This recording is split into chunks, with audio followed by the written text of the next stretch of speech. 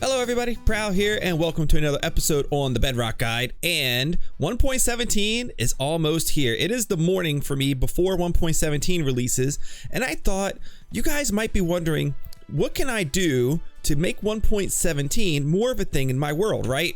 Because maybe you already have a lot built already, and you explored far, and you have multiple bases. Like we have this one over there, and we have this one over there, and then like I have like Blujay's building over here and over here in my world. Maybe you've had, things kind of spread out a lot, and you would have to go really far to get those new 1.17 features. And you don't just want to start a new world, right? Because you still have some plans. You still have a lot of buildings you want to make, farms that you want to do, and maybe even you want to bring in some of those 1.17 features to like upgrade some of the buildings that you have. You have new blocks. I have this blackstone roof right here. Maybe I would like to convert that to deep slate or add in some deep slate to it just to kind of vary the color and texture a little bit. And really, we've explored all this land already. So if we were to go down there once 1.17 comes out below and try to find an amethyst geode or some patches of deep slate, we're not going to find any of those things because we've already generated these chunks. Whenever you load an area in Minecraft, the chunks have been generated, meaning that all of the stuff that goes inside of that area has been loaded. So when you load up 1.17, all of those blocks and everything down below are going to pretty much be the same thing that was already existing in 1.16 for you. So you're going to need to do something to get all of that erased, but not erase all of the other things that you have. And I need to come over here for some rockets because we're running low and I don't want to run out of rockets while we do this. So you can do this via a computer, and we can do this via a program called Amulet. Now, Amulet is going to let us either select the chunks that we want to delete. Example, maybe I've loaded all of this area over here, right? We can see it. That means it's been loaded. Maybe I want to delete all of this, and then all of that would be new generation. All of that would be 1.17 generation. We would find amethyst geodes and copper and all of those different things in there, right? I would just be able to select that area and delete it out. Bam, easy. Or I could do what's called a pruning action, which is I could select this over here, select this area right here, select my base over there, and we could save all of those areas from being deleted, and everything that's not those areas would get deleted. Now, I said this needs to be done on a computer. Now, technically, you can get this done for your worlds that are on your consoles as well. It's going to require a little bit extra work though. What you would need to do is you would need to download, or you would need to put the world on a realm. You would then need to go to a computer that has Minecraft installed on it, download the world from the realm, and then download this Amulet program that I'm about to show you. And then you would be able to follow the rest of the steps that we're going to do. And then once you're done, you would upload that world back to the realm, and then you could play it via your Xbox and download it back to your Xbox through the realm. It's a crazy workaround. Sadly, that's going to be the only thing that you can do.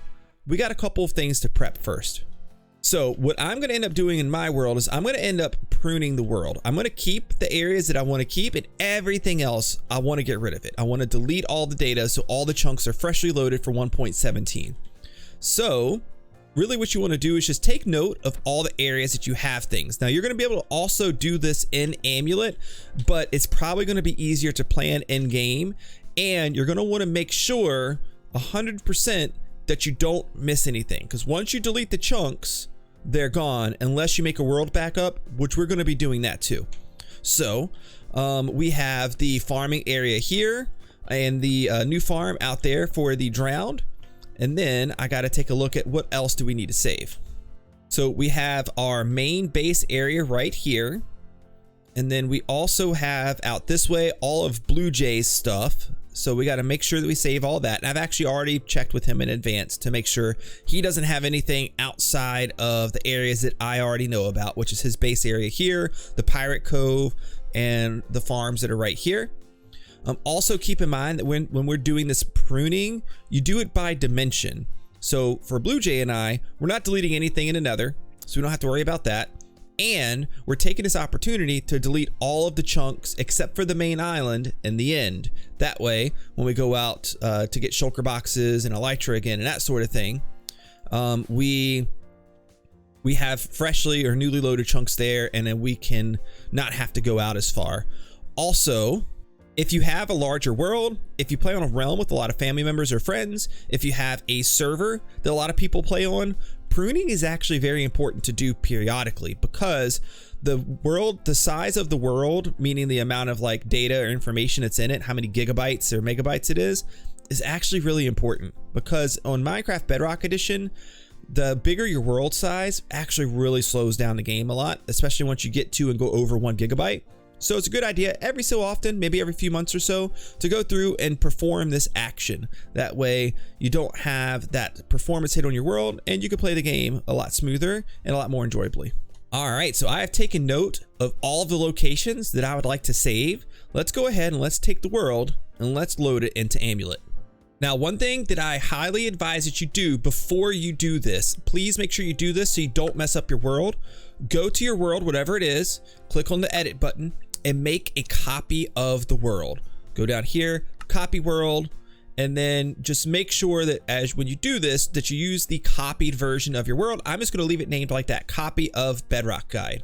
So first thing you're gonna need to do is to download Amulet. And you see we have up here, amuletmc.com. is the website you're going to go to, and you're going to download the version that is for the type of machine that you're running. You're playing Bedrock Edition, so you're probably running Windows, right? And I would recommend downloading the latest release version and not the beta version, just because with betas, sometimes there's little bugs and stuff because that's how they test things, right? So you're going to go ahead and click here to download the release, and then it is going to download a zip folder to your computer. You're going to open that zip folder up. And to make things easy, I've taken the Amulet app_app.exe. I've made a shortcut for that, and I've put it down in my taskbar here already. So we're gonna go ahead and open up Amulet. Now you may get this message. It is fine to go ahead and click on more info and to run anyways. You will often get this with applications that are not widely distributed or newer applications like this. We're gonna go ahead and hit run anyway. And now we have this screen that says open world. We're gonna click on that. And it's going to pull up a world list. If you have Java Edition installed, it's going to show that too. We're going to click on Bedrock here. I'm going to maximize the screen. You see we have copy of Bedrock Guide and Bedrock Guide. So we are specifically going to work in the copy here by clicking on that.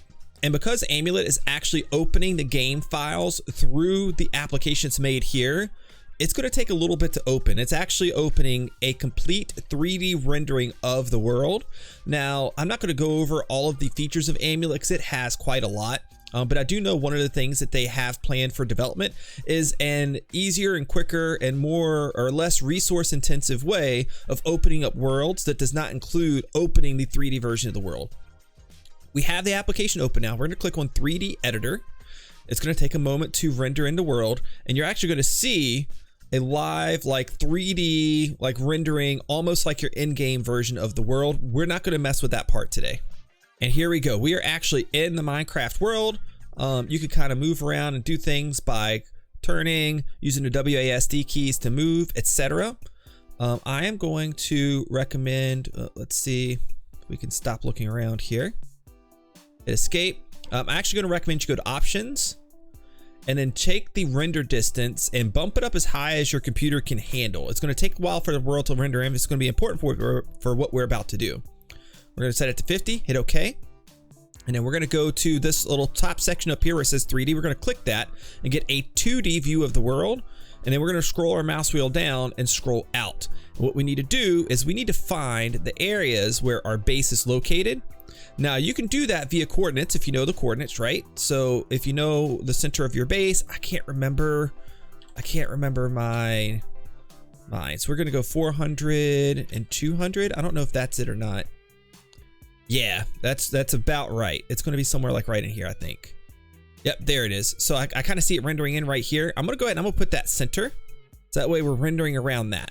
Now this part's going to take a little while. You're going to have to wait for it to load as much of the map as you need to see to be able to select the chunks that you want to save or delete. And we're going to show deleting chunks first.